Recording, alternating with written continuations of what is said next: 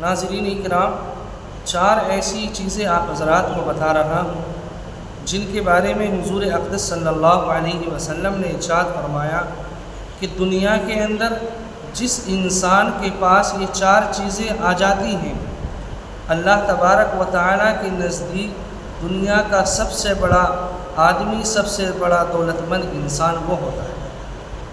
ہم لوگ دنیاوی اعتبار سے یہ سمجھتے ہیں کہ جس انسان کے پاس پیسہ زیادہ ہے، جس انسان کے پاس پاور زیادہ ہے، وہ انسان دنیا کا سب سے بڑا دولت مند انسان ہے، وہ انسان دنیا کا سب سے بڑا انسان ہے۔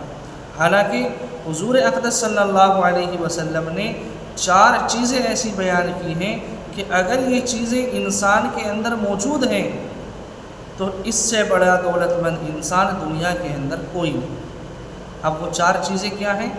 وہ 4 چیزیں، ان میں پہلی چیز ہے امانت کی حفاظت کرنا، اس کی پاسداری کرنا۔ اگر آپ کے پاس کسی نے کوئی امانت رکھی ہے، آپ نے اس کو امانت کو محفوظ رکھنا ہے، اس کی حفاظت کرنی ہے، اس کی پاسداری کرنی ہے، اور بھی ہو بہو جیسا آپ کو دیا گیا تھا آپ نے اس کو ویسا ہی واپس لوٹا دینا ہے۔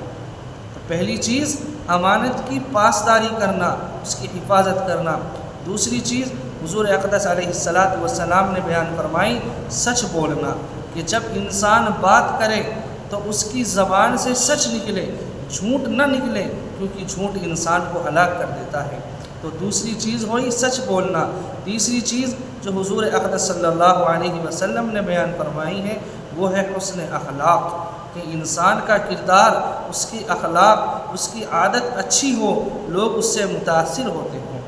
تیسری چیز حسن اخلاق، اور چوتھی چیز جو حضور پاک علیہ السلام نے بیان فرمائی ہے وہ ہے حلال رزق، کہ جب ہم اپنے گھر سے باہر نکلیں، جب ہم کمانے کے لیے باہر آئیں، ذریعہ معاش تلاش کریں، تو اس بات کا خیال رکھیں کہ ہم جس پیسے کو کما رہے ہیں، جو کام ہم کر رہے ہیں، ہمارا وہ کام، ہمارا وہ پیسہ حلال ہو، اس کے اندر حرمت نہ ہو، وہ حرام نہ ہو۔ تو یہ 4 چیزیں حضور صلی اللہ علیہ وسلم نے بیان فرمائی۔ پہلی چیز سچ بولنا، دوسری چیز امانت کی حفاظت، تیسری چیز حسن اخلاق، اور چوتھی چیز حلال رزق۔ حضور فرماتے ہیں کہ جس انسان کے پاس بھی یہ 4 چیزیں آ گئی، دنیا کا سب سے بڑا دولت مند انسان وہی ہے۔ اب آپ حضرات دیکھیں کہ ہم میں سے کون لوگ ہیں جو ان چاروں کہ جس کے اندر یہ 4 چیزیں موجود ہیں۔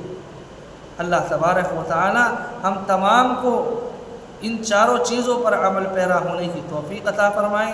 آمین۔ السلام علیکم ورحمۃ اللہ وبرکاتہ۔